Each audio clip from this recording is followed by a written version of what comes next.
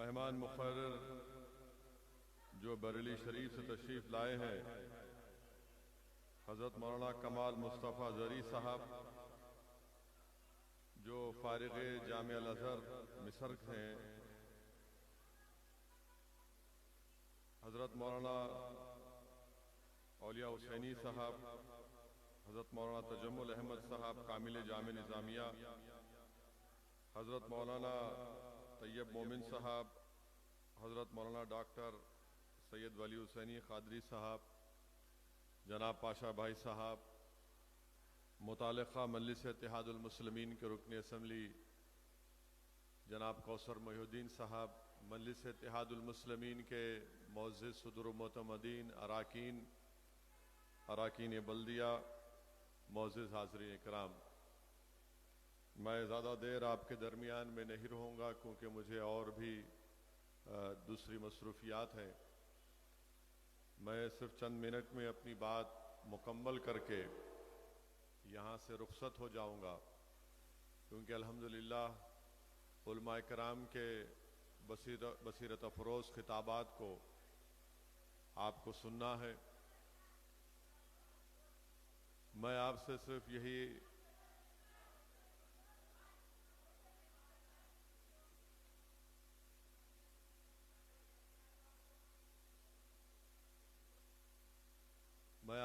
یہی گزارش کرنا چاہوں گا کہ یہ جلسے میلاد النبی صلی اللہ علیہ وسلم ہے، اور میں نے علماء کرام کی زبان مبارک سے سنا کہ امام ابو القاسم سہیلی رحمۃ اللہ علیہ نے فرمایا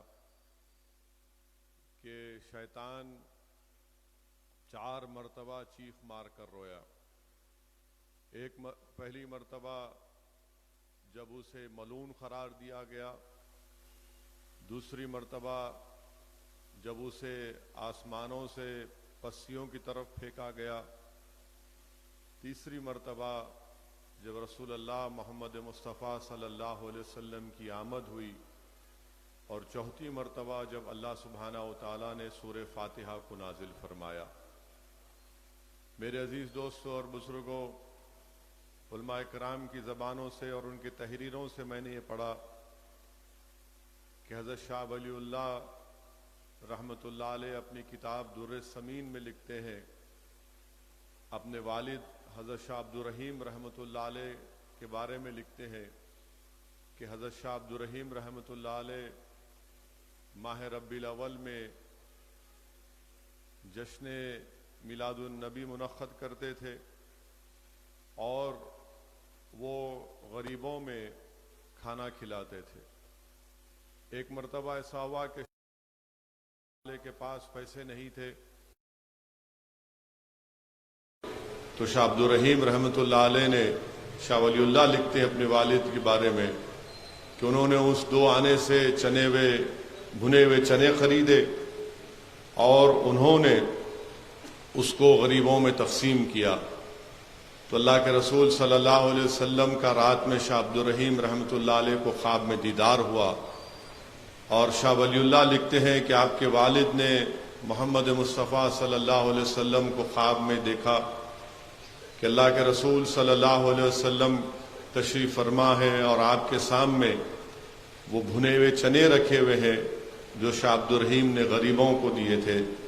تو اللہ کے رسول صلی اللہ علیہ وسلم یہ فرماتے ہیں کہ عبد الرحیم، تم نے یہ بھنے ہوئے چنے غریبوں میں بانٹ کر بڑا اچھا کام کیا۔ وہیں پر میں نے علماء اکرام کی تحریروں سے پڑھا کہ حاجی امداد اللہ مہاجر مکی رحمۃ اللہ علیہ، جو بانی جامع نظامیہ حضرت انوار اللہ شاہ فاروقی رحمۃ اللہ علیہ کے پیر و مرشد بھی ہیں، وہ رسالہ فیصلہ حفظ مسئلہ میں لکھتے ہیں کہ فقیر میلاد کی محفل میں شرکت بھی کرتا ہے، میلاد کی محفل کا انعقاد بھی کرتا ہے، تاکہ اس کو اللہ سبحانہ و تعالیٰ اپنے فیوز و برکات سے نوازے۔ تو مبارکباد کے مستحق ہیں یہ استقبالیہ کمیٹی کے اراکین جو بڑی ذمہ داری کے ساتھ برسوں سے اس جلسے کا انعقاد عمل میں لا رہے ہیں۔ وہیں پر اگر آپ جامع نظامیہ نے ایک کتاب کی اشاعت عمل میں لائی جس کا نام مکارکم الحفاظات، جس میں جامع نظام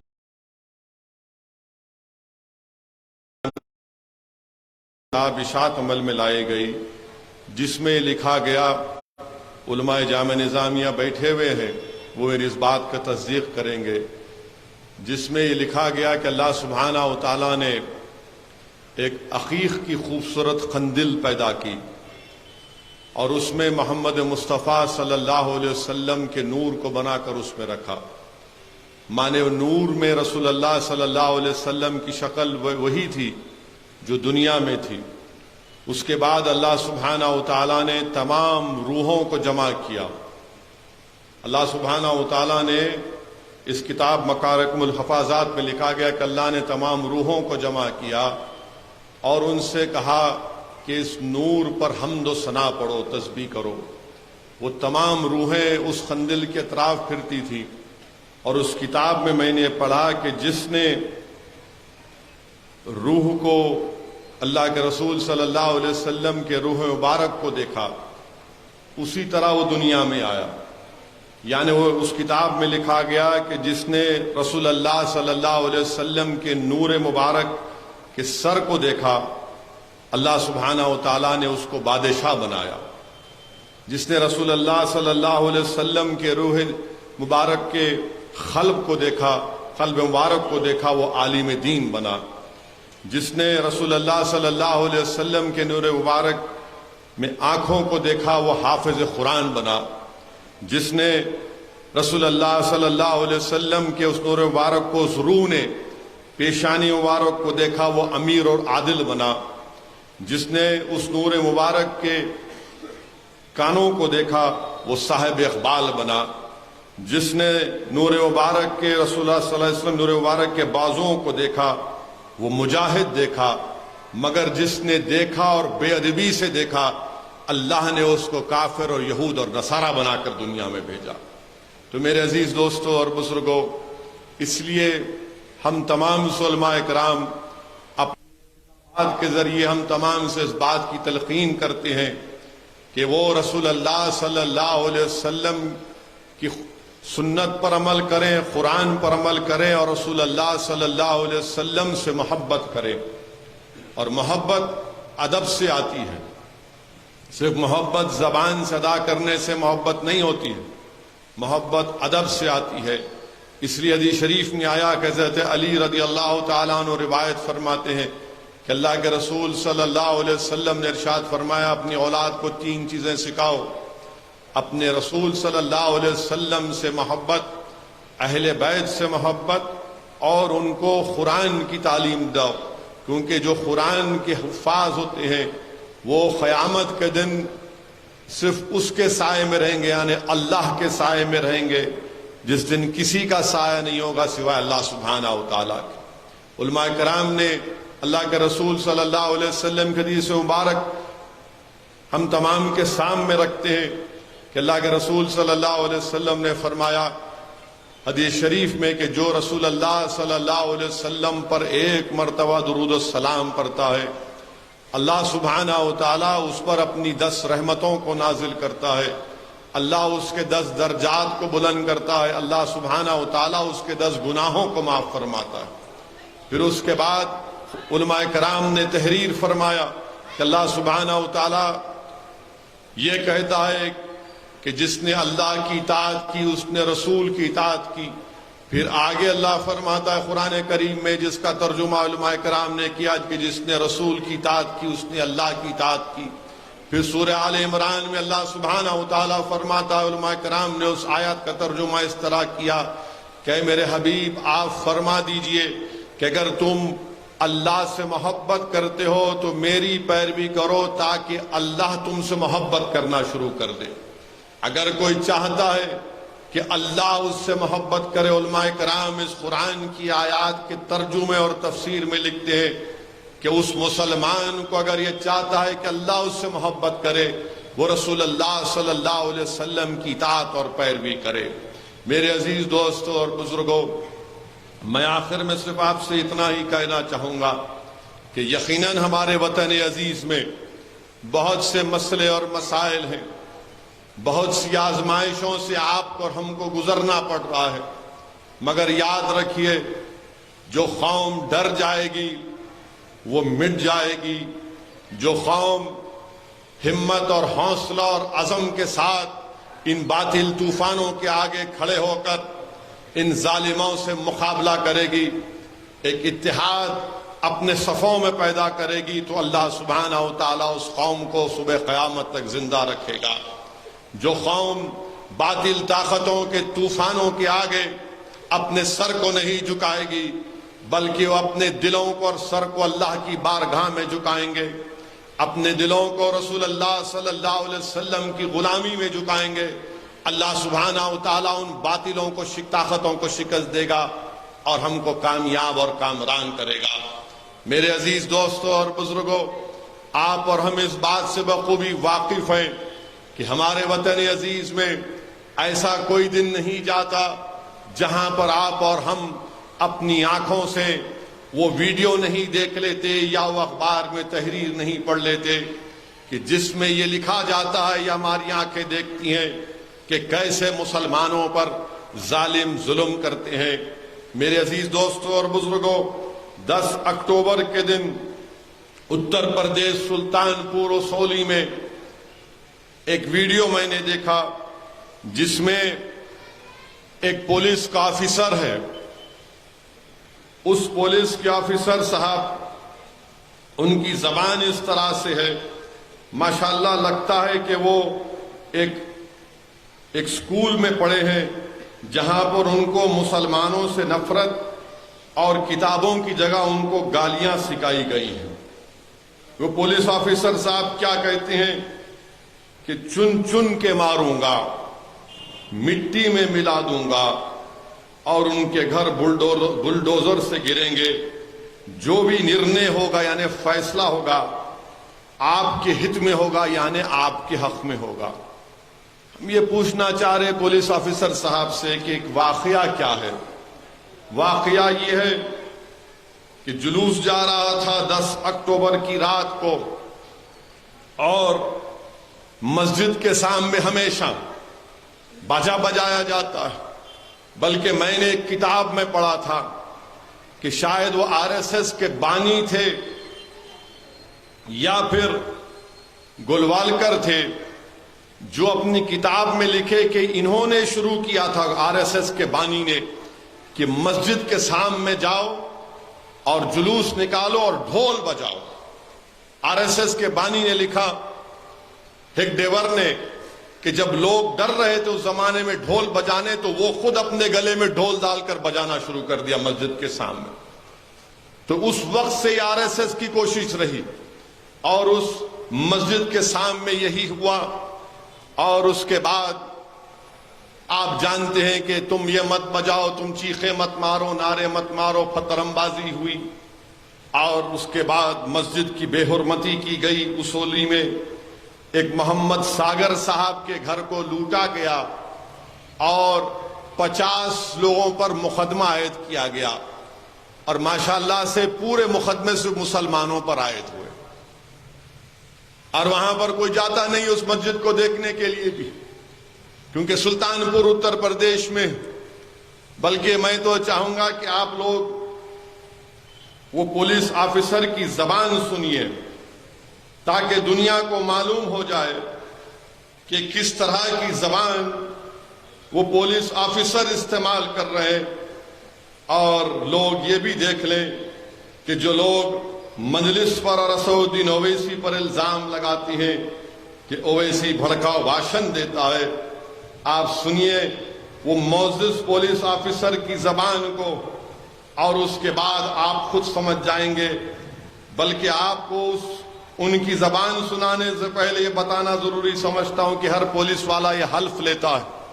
کیا حلف لیتا ہے؟ کہ میں حلف پختہ طور پر حد لیتا ہوں کہ میں بھارت اور قانون کے ذریعے قائم کردہ بھارت کی آئین کے ساتھ ایمان اور سچی وفاداری رکھوں گا، کہ میں بھارت کی خود مختاری اور سالمیت کو برقرار رکھوں گا، اور یہ کہ میں اپنے دفتر کے فرائض و وفاداری سے انجام دوں گا، ایمانداری اور غیر جانبداری سے کام کروں گا۔ اب آپ اس محترم کے تقریر کے الفاظ سنیے، دیکھیے۔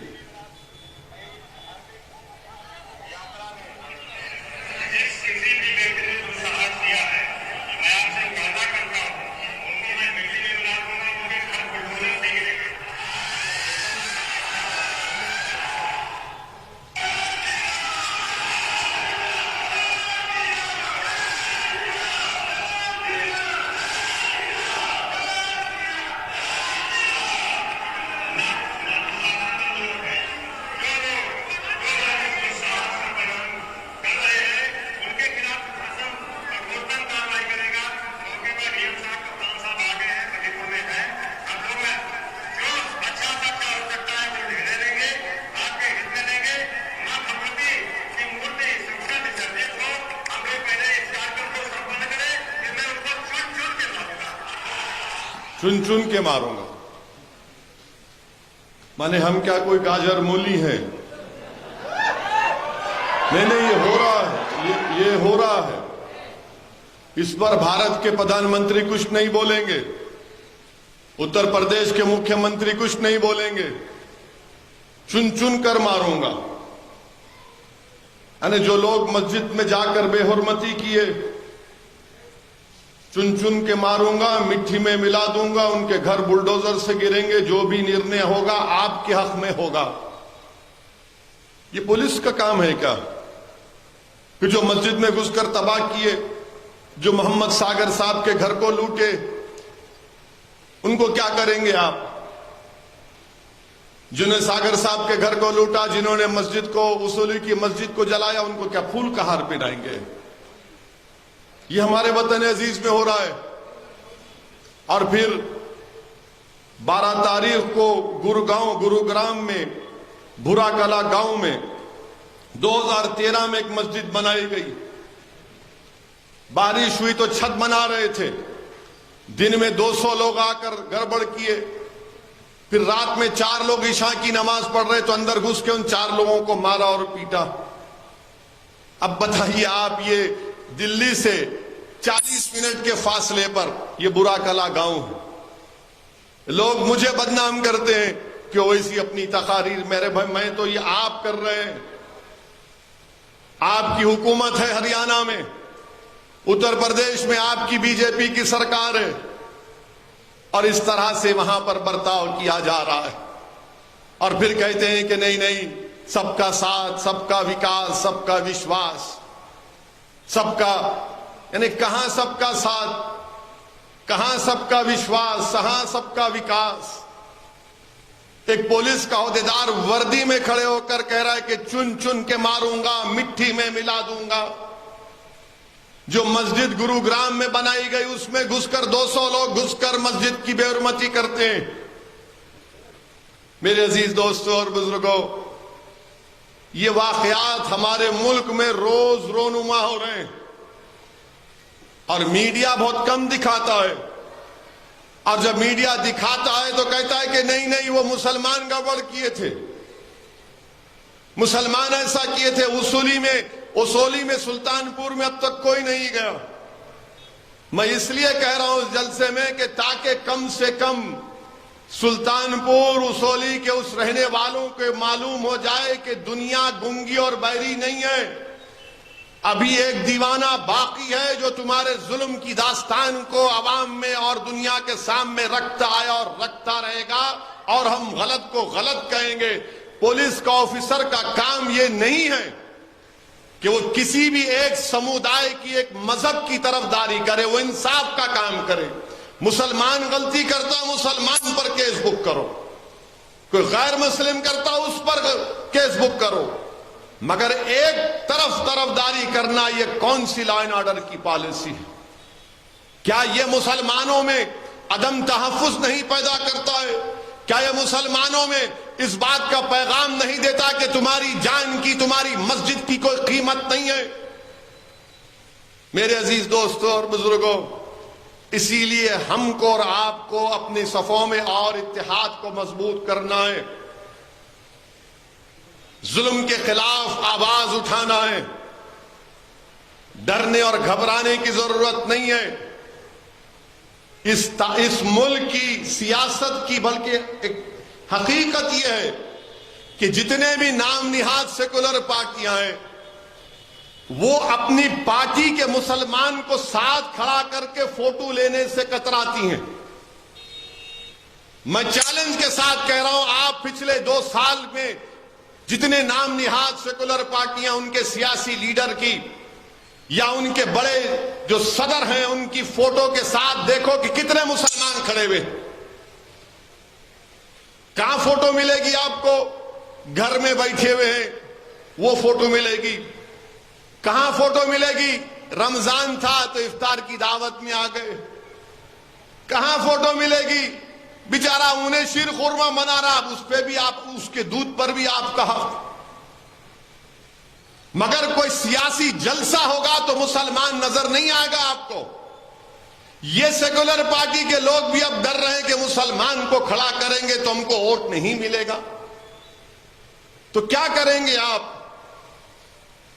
مجھ سے کئی لوگ سوال کرتے ہیں دوسری پارٹیوں میں جو ہیں، وہ بولتے اویسی صاحب آپ تو دور کی بات، ہمارے پارٹی میں ہماری نیتا ہم کو ہمارے بازو نہیں کھڑا کرتا. تو میں ان سے پوچھتا ہوں کیا کرو گے؟ بولے سمجھ میں نہیں آ رہا. میں نے کہا تم دیوانے ہو، تم میں عقل نہیں ہے، تم کو کسی کے بازو ٹھہرنے کی ضرورت نہیں ہے. بولے کیوں؟ بولے ارے ہم ان کی امت ہیں، ہم رسول اللہ صلی اللہ علیہ وسلم کی امت ہیں، اور اللہ کے رسول صلی اللہ علیہ وسلم کی سیرت، آپ کی حیات مبارکہ ہمارے سامنے ہے کہ جب طائف کا سفر ہوا تو اللہ کے رسول صلی اللہ علیہ وسلم کو اپنے ہی خون میں نہانا پڑا.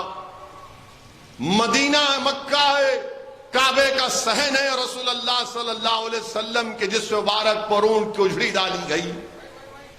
احد کا میدان ہے، دندان مبارک شہید ہوتے ہیں، خندق کھودی جا رہی ہے، اور اللہ کے رسول صلی اللہ علیہ وسلم کے جسم پر ایک نہیں 2 پتھر ہیں. میرے عزیز دوستوں اور بزرگوں، اسلام کی تاریخ کا اگر تم مطالعہ کرو گے تو ہم کو ایسے واقعات ملیں گے جس سے ہمارے حوصلے پست نہیں ہوتے بلکہ حوصلے بلند ہوتے ہیں. ان واقعات کو پڑھنے کے بعد عشق نبوی صلی اللہ علیہ وسلم میں اور اضافہ ہوتا ہے. یاد رکھو بھارت کے مسلمانوں، اگر کوئی سیکولر پارٹی یا سیاسی پارٹی تمہارے ساتھ ٹھہرنے کو تیار نہیں ہے تو تم ان کے ساتھ کیوں ٹھہرنا چاہتے ہو؟ کیا تم بھول گئے قرآن کی آیات کہ حسبنا اللہ و نعم الوکیل، کہ اللہ ہمارے لیے کافی ہے؟ کیا تم بھول گئے کہ اللہ ہماری شہرت سے زیادہ قریب ہے؟ تم ایک سیاسی رہنما، ایک سیاسی قائد کے قرب کو حاصل کرنا چاہتے ہو، اور اللہ تمہاری شہرت سے زیادہ قریب ہے. وہ اللہ، وہ لطیف جس نے ساری زمین و آسمان اور کائنات کو بنایا اپنے فضل اور کرم سے، جس نے تم کو اور ہم کو پیدا کیا، جو ہم کو اس دنیا سے ہماری روحوں کو قبض کرے گا، جو دوبارہ ہم کو اٹھائے گا. ارے آج تمہارے ساتھ اگر کوئی کھڑا نہیں ہے تو کیا محمد صلی اللہ علیہ وسلم ہمارے ساتھ نہیں ہے؟ کہ رسول اللہ صلی اللہ علیہ وسلم ہمارے ساتھ نہیں ہے؟ سوچو میرے عزیز دوستوں اور بزرگوں، جو قوم نبی کریم صلی اللہ علیہ وسلم کا صدقہ کھاتی ہے اور اس پر زندہ رہتی ہے، اگر وہ مایوس ہو کر یہ کہے کہ ہمارے ساتھ کوئی نہیں کھڑا ہے، ارے تمہارے ساتھ اللہ اس کا رسول کھڑا ہوا ہے، میرے ساتھ اللہ اس کا رسول کھڑا ہے، میرے ساتھ اہل دل کھڑے ہیں، تمہارے ساتھ اہل دل کھڑے ہیں. یاد رکھو بھارت کے مسلمانوں، تمہارے پاس، ہمارے پاس صرف 2 راستے ہیں. ایک، ہم زندہ رہیں گے تو جمہوری طریقے سے اپنے حق کو منوائیں گے، اور اگر اللہ نے فیصلہ کر لیا کہ ہماری موت ہوگی تو ہم اسی زمین میں جائیں گے.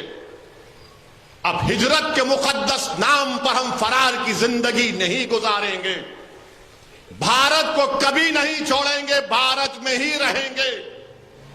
ان ظلم کرنے والوں سے جمہوری طریقے سے پنجہ آزمائی کریں گے، اللہ کی ذات پر توکل کر کے اپنے حق کے لیے مقابلہ کریں گے۔ اللہ اس کا رسول ہمارے ساتھ ہیں۔ یاد رکھو مسلمانوں، مایوسی کو قریب آنے مت دو۔ ہم رسول اللہ صلی اللہ علیہ وسلم کی امت ہیں۔ حشر کا میدان ہوگا، حدیث شریف میں آیا، علماء کی موجودگی میں یہ بیان کر رہا ہوں کہ حشر کے میدان میں اللہ کے رسول صلی اللہ علیہ وسلم، حدیث شریف میں آیا کہ اسے پوچھا رسول اللہ صلی اللہ علیہ وسلم کیا ہم آپ کو حشر کے میدان میں پائیں گے؟ تو رحمت اللہ عالمین صلی اللہ علیہ وسلم نے فرمایا کہ ہاں مجھے 3 مقامات پر پاؤ گے۔ تو صحابی رسول صلی اللہ علیہ وسلم نے عرض کیا رسول اللہ پہلی جگہ کہاں پر ہوگی؟ تو اللہ کے رسول صلی اللہ علیہ وسلم نے فرمایا میزان ہوگا جہاں میری امت کے اعمال تولے جائیں گے۔ میزان ہوگا اور میری امت کے اعمال تولے جائیں گے، اور اگر میرے کسی امتی کے اعمال میں کمی ہوگی تو میں اس کی کمی کو پورا کروں گا۔ بلکہ محدث حضرت عبداللہ شاہ صاحب قبلہ رحمت اللہ علیہ، محدث دکن، اپنی کتاب میلاد نامے میں حدیث شریف لکھتے ہیں کہ جب اللہ کسی کے اعمال کو میزان پر تولے گا، اس کے برائیاں اس کے نیکیوں سے زیادہ ہوں گی، تو اللہ فرشتوں کو حکم دے گا کہ اس کو لے جا کر جہنم میں ڈالو۔ اللہ کے رسول صلی اللہ علیہ وسلم دوڑیں گے، ان فرشتوں سے کہیں گے کہ میرا امتی ہے، تم اس کو جہنم میں نہیں ڈال سکتے۔ وہ کہیں گے ہم تو اللہ کے حکم کے پابند ہیں۔ رسول اللہ صلی اللہ علیہ وسلم اللہ کے پاس، اللہ اپنی شان کے مطابق تشریف فرما ہوگا، کہیں گے یا اللہ میرا امتی ہے، تو نے مجھ سے وعدہ کیا تھا۔ اللہ سبحانہ و تعالیٰ فرشتوں کو دوبارہ حکم دے گا، پھر سے اس کے اعمال کو تولا جائے، پھر گناہ کا پلہ بھاری ہوگا۔ اللہ کے رسول صلی اللہ علیہ وسلم ایک چھٹی اس کے نیکیوں کے پلے میں رکھیں گے، وہ کاغذ کا ٹکڑا رسول اللہ صلی اللہ علیہ وسلم جب رکھیں گے تو اس کے نیکیاں بڑھ جائیں گے۔ وہ شخص اتنا خوش ہوگا، پکار کر کہے گا کہ آپ کون ہیں؟ آپ کون ہیں؟ کیسے برے وقت میں آپ نے مجھے بچا لیا جہنم سے، آپ کون ہیں؟ شاید وصل الدین اویسی ہوگا۔ رسول اللہ صلی اللہ علیہ وسلم فرمائیں گے میں وہ ہوں جس پر دنیا میں تم نے مجھ پر درود و سلام پڑھتا تھا، اس درود و سلام کی برکت کی وجہ سے آج اللہ تجھے نجات دے رہا ہے۔ وہ چھٹی کیا ہے وہ پوچھے گا، تو رحمت العالمین صلی اللہ علیہ وسلم فرمائیں گے وہ درود ہے جو تم مجھ پر دنیا میں بھیجتا تھا۔ پھر صحابی پوچھیں گے یا رسول اللہ دوسری جگہ کون سی ہوگی؟ تو اللہ کے رسول صلی اللہ علیہ وسلم فرمائیں گے کہ حشر کے میدان میں میری امت پیاسی ہوگی، میں حوض کوثر پر رہوں گا اور اپنی امت کی پیاس کو بجھاؤں گا۔ پھر صحابی پوچھیں گے یا رسول اللہ صلی اللہ علیہ وسلم وہ تیسری جگہ کون سی ہوگی؟ تو رسول اللہ صلی اللہ علیہ وسلم فرمائیں گے، ارشاد فرمائیں گے کہ پل صراط ہوگا، جبریل امی اپنے پر بچھائے ہوں گے، اور میں اللہ سے دعا کروں گا کہ رب سلم، یا اللہ سے دعا کریں گے رسول اللہ یا اللہ کہ میری امت کو سلامتی سے گزار دے۔ تو اسی پر کسی عاشق نے خوب کہا کہ رضا پل سے وش کرتے گزریے کہ ہے رب سلم صدائے محمد۔ میرے عزیز دوستوں اور بزرگوں، اسی لیے میں آپ سے عرض کر رہا ہوں کہ اپنے حوصلوں کو بلند رکھو، ڈرنے اور گھبرانے کی ضرورت نہیں ہے۔ کوئی تمہارے ساتھ ٹھہرے یا نہ ٹھہرے، ارے انسان نہیں ٹھہرا، انسان کیا کرے گا؟ اللہ ہمارے ساتھ، اللہ ہمارے ساتھ ہے۔ حسبنا اللہ و نعم الوکیل، اللہ ہمارے لیے کافی ہے۔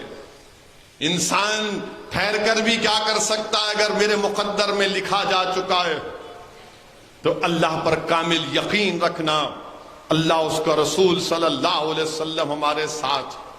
یہ سرزمین اولیاء اللہ کے آستانوں سے بھری پڑی ہے، اور ہر سلسلہ آپ کو کہتا ہے کہ فنا فی اللہ، فنا فی الرسول، فنا فی الشیخ۔ میرے عزیز دوستوں اور بزرگوں، ہم دین کو مضبوطی سے تھام لیں، دین پر چلیں، آج ہمارے ملک میں آج سپریم کورٹ کا ایک فیصلہ آیا جس میں کہا گیا، مختلف دو فیصلے آئے، ایک جج صاحب نے حجاب کے اوپر، ایک جج صاحب نے ایک فیصلہ دیا، دوسرے جج صاحب نے ایک اور فیصلہ دیا، تو 3.5 گھنٹے آج ماشاءاللہ ٹی وی پر ہم کو بٹھایا گیا اور سوالات تو ہم سے ہی ہوتے ہیں۔ اللہ کا کرم تھا، صدقہ تھا نبی کریم صلی اللہ علیہ وسلم کا، اولیاء اللہ کی دعائیں تھیں، شیخ ابوالحسن شاذلی کا خاص کرم تھا۔ میرے عزیز دوستوں اور بزرگوں، اس ملک میں ہمارے وطن عزیز کو، جس کو ہمارے بزرگوں نے اپنے خون پسینے سے اس کو انگریزوں کی غلامی سے آزاد کروایا، جس میں علامہ فضل خیر آبادی کی عظیم قربانی، جنہوں نے کالا پانی کی سزا کو قبول کیا، وہیں آپ شہید ہو گئے۔ آج وطن عزیز میں ہم سے کہا جا رہا ہے کہ آپ کی بیٹیاں حجاب کیوں پہنتی ہیں؟ حجاب کے تعلق سے کہا جا رہا ہے کہ نہیں، یہ تو آپ کی بیکورڈنس کی، پسماندگی کی نشانی ہے۔ ہم یہ کہہ رہے ہیں کہ حجاب پہنتے اس لیے ہیں کیونکہ قرآن میں اللہ نے حکم فرمایا، اور حجاب بھارت کے سمویدھان میں، بھارت کے آئین کے مطابق رائٹ ٹو چوائس ہے، میری پسند ہے۔ بھارت کے آئین میں کلچر، رائٹ ٹو کلچر ہے، تہذیب کا حصہ ہے۔ ہم اس لیے پہنتے ہیں۔ اگر سر پر کوئی ہماری بیٹی ایک کپڑا پہنتی ہے تو اس کا یہ مطلب نہیں ہے کہ اس نے اپنے دماغ کو کور کر لیا، مگر یہ ہمارے ملک میں بہت سے لوگ ہیں، چاہے وہ RSS کی آئیڈیالوجی سے متاثر ہوں یا اپنے آپ کو بڑا پروگریسو کہتے ہیں، سب کہتے ہیں کہ ارے نہیں، حجاب کیوں پہننا؟ ہم ان سے کہنا چاہ رہے ہیں کہ کیا ہم آپ کو بول رہے ہماری طرح شیروانی ٹوپی پہنو؟ کہ ہم آپ کو بول رہے کہ جو ہمارے مہمان مقرر ہیں ان کی طرح لباس پہن لو؟ آپ لباس پہنو، جو لباس آپ کو پہننا ہے پہنو، مگر جب ہماری بیٹیاں پہنتی ہیں، ہماری بچیاں پہنتی ہیں تو آپ کو بڑی تکلیف۔ نہیں، مسلمان اپنے گھر میں بچیوں کو زبردستی کرتے، بچیوں کو زبردستی کرتے۔ کہاں کرتے بتاؤ؟ نہیں، وہ 6 سال کی بچی کی فوٹو ہے، ارے وہ 6 سال کی بچی کی فوٹو ہے، وہ پنا دیے ہوں گے اچھی دکھتی بول کے، مگر کیا زبردستی کرتے؟ نہیں، آپ زبردستی کرتے۔ ارے زبردستی کیسا کرتے؟ حیدرآباد کی سڑکوں پر سب سے خطرناک موٹر سائیکل اور گاڑی کوئی چلاتا ہے تو ہماری بہنیں چلاتی ہیں برقعے کے ساتھ۔ کبھی ان کے پیچھے موٹر سائیکل گاڑی لے کے نہیں جانا آپ۔ نہیں، میں خود گواہ ہوں اس کا۔ ہمارے ڈرائیور صاحب کو بولتا ہوں، میاں ذرا احتیاط سے، محترمہ گاڑی چلا رہے۔ اب یہ لوگ جو دلی کے ٹی وی اسٹوڈیو میں بیٹھ کے بولتے ہیں، ایک دن ان کو بچی کے پیچھے موٹر سائیکل پہ بٹھاتا ہوں ہیلمٹ پہنا کے، ہماری بیٹی تم کو کیسا چلاتی، تم کو پتا چلے گا کہ کتنا جو جبر اس کو کیا جا رہا ہے، کتنی زبردستی کی جا رہی ہے۔ ایسا موٹر سائیکل جاتی کہ صراط مستقیم ہے، نہ کوئی رائٹ نہ لیفٹ، سیدھا بس۔ آپ بول رہے نہیں، مسلمان بچیوں کو زبردستی کرتے، ڈراتے۔ کہاں ڈراتے؟ کون ڈرتا آج کے زمانے میں؟ کہ ہماری بچیاں ڈاکٹر، انجینئر، MBA MCA نہیں پڑھ رہی ہیں، بھارت کو مضبوط نہیں کر رہی ہیں؟ نہیں، یہ کیا بات ہے؟ اگر اچھا، اب آپ اسکول میں، کرناٹکا کے اسکول میں BJP شروع کی ہے اور کیا بولتی ہے کہ اسکول کے اندر آپ جاؤ حجاب پہن کے، مگر کلاس روم میں نہیں جا سکتے۔ یہ کیا بات ہے؟ کلاس روم میں کوئی سکھ لڑکا اپنی پگڑی پہنے گا،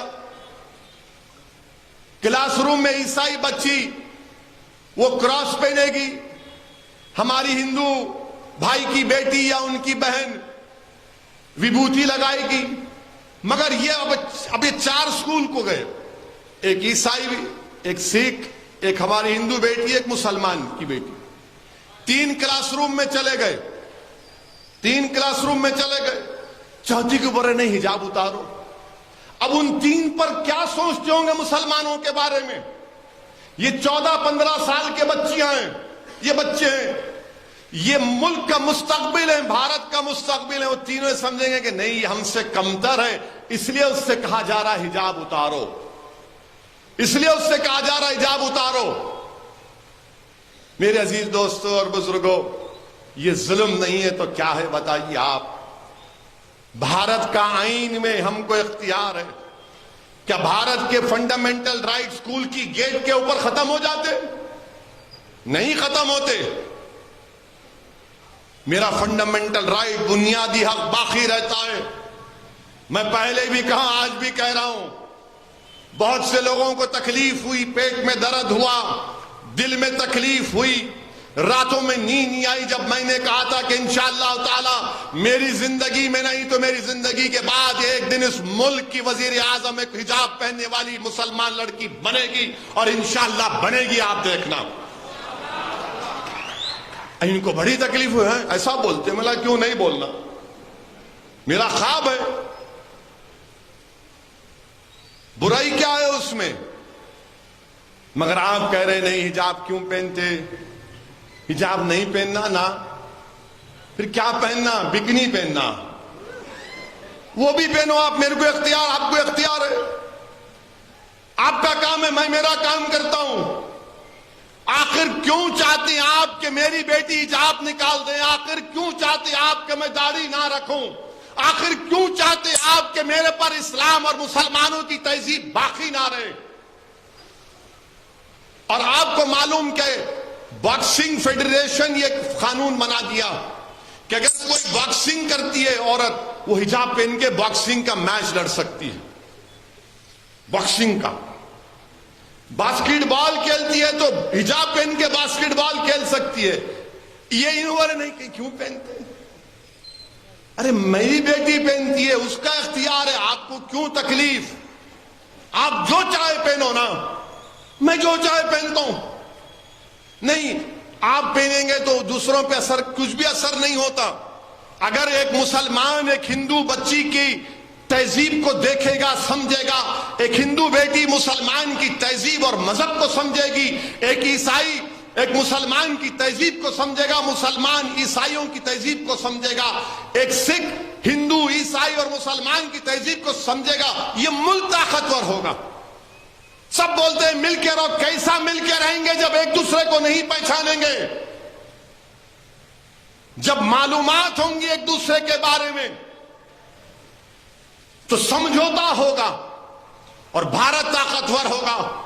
یہی بچے کل اس ملک کے لیڈر بنیں گے، اس ملک کو لے کر آگے بڑھیں گے۔ اس ملک کا مستقبل یہ اسکول کے بچے ہیں آج، مگر آپ ان سے ہی کہہ رہے ہیں حجاب نہیں پہنتے۔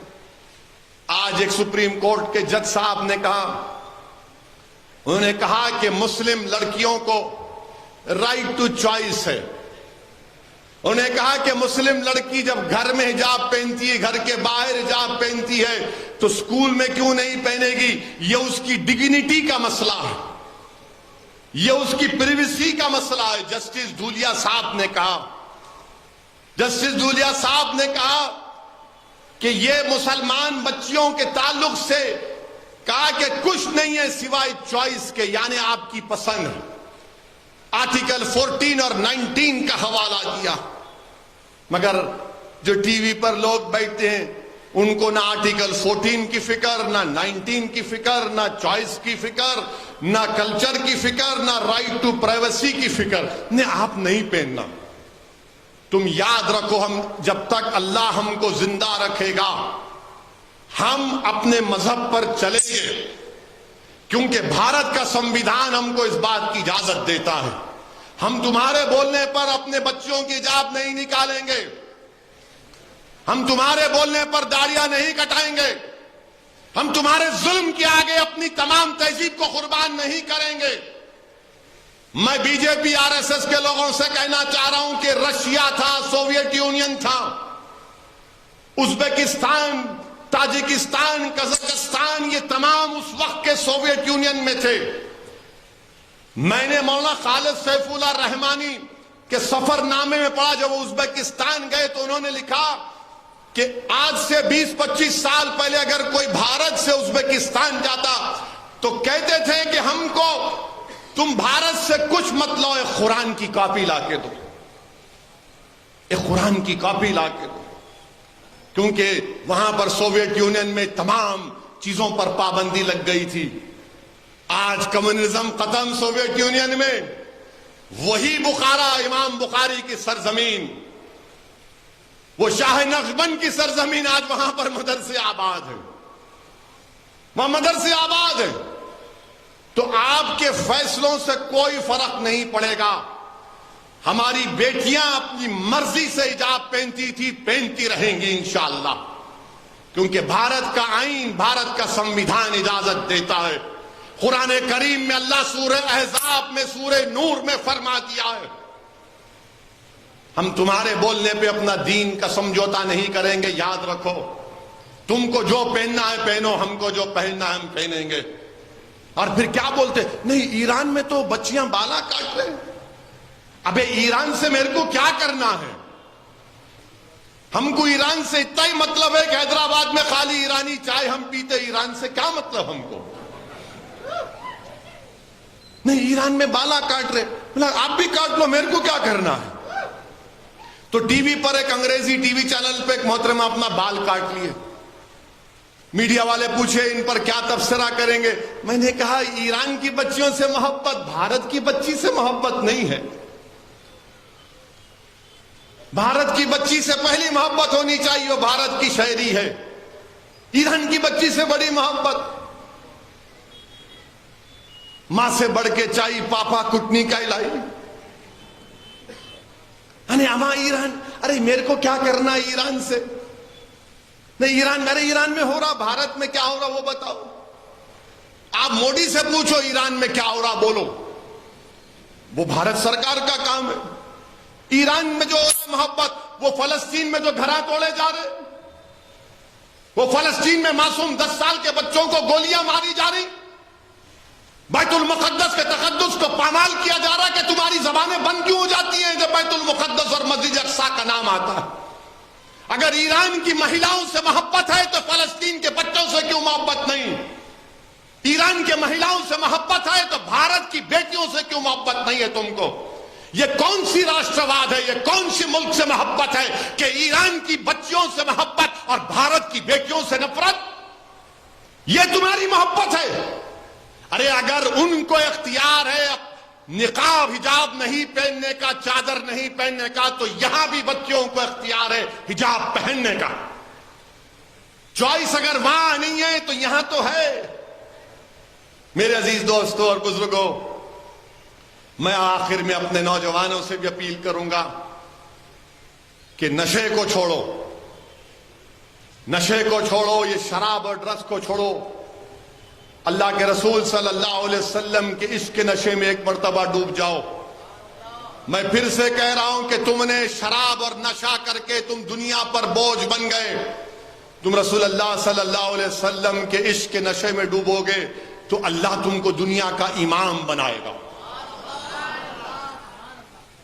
نوجوانوں، ایک صحابی رسول تھے ابو محجن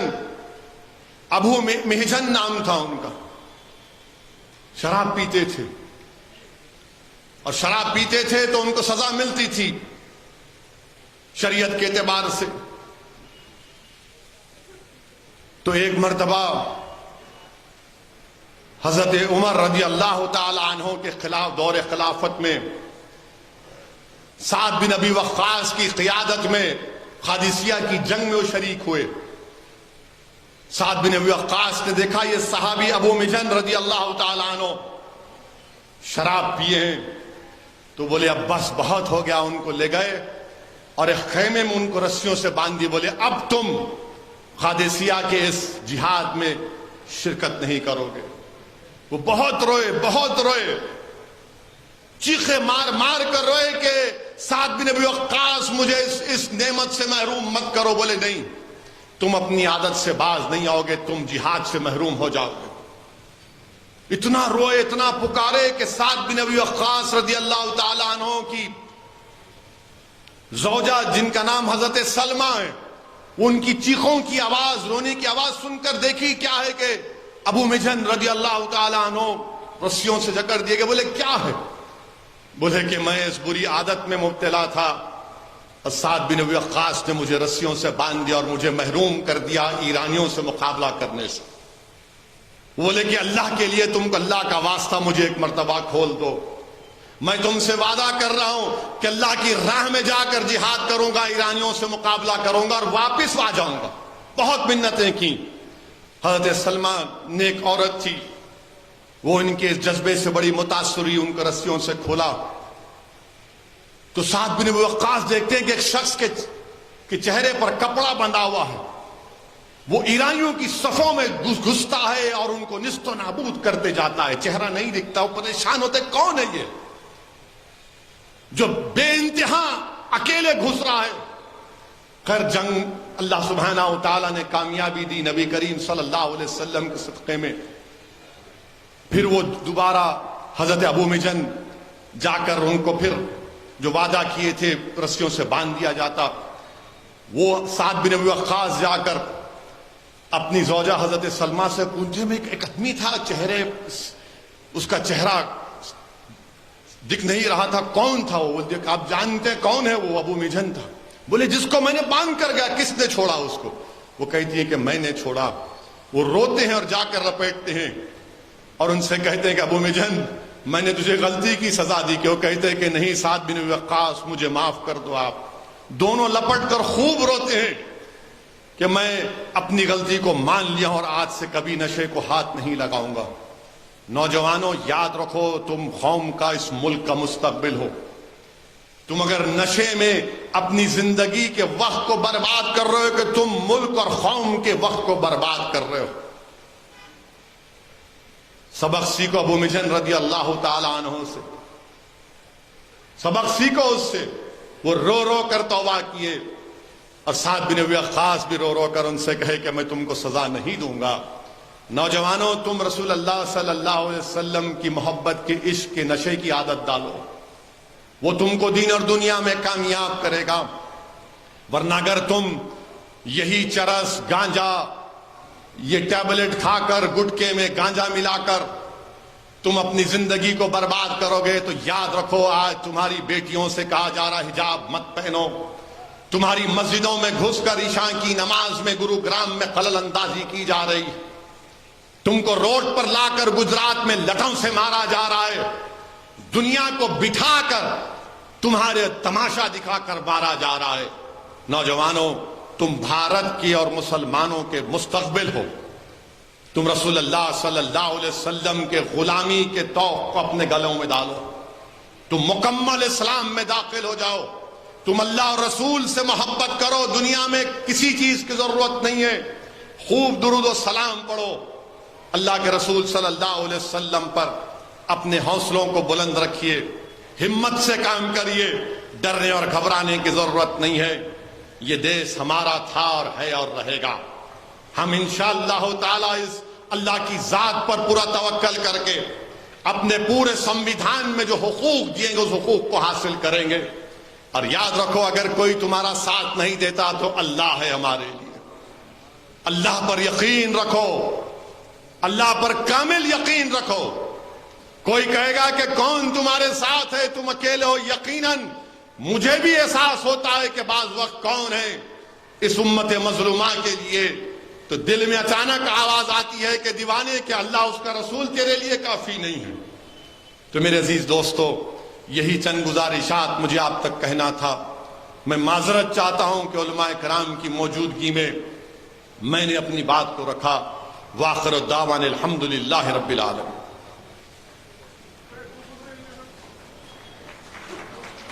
ابھی آپ نصیب ملت علامہ بیرسٹر اسد الدین اویسی صاحب صدر کل ہند مندر کے اتحاد المسلمین رکن پارلیمنٹ مخاطب کر رہے تھے.